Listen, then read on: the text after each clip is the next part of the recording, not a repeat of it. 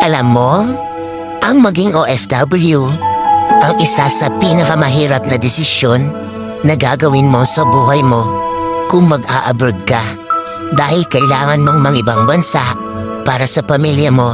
Sobrang mahirap mawalay sa pamilya kung alam niyo lang.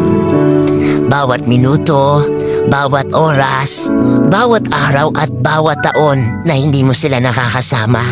Lahat yan ay titiisin para lang mabigyan sila ng buhay na masagana. Kahit ang kapalit nito ay ilang taon na pagkakawalay sa kanila.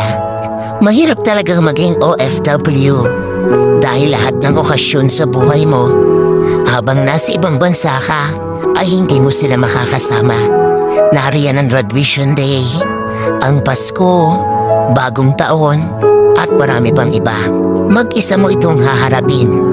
Oo, mag-isa, homesick, ang isa sa pinakamalakas na kalaban ng mga OFW na kapag hindi mo nalabanan, talo ka.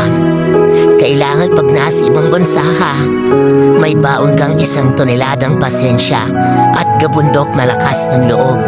Dahil lahat ng laban dito, haharapin mong mag-isa.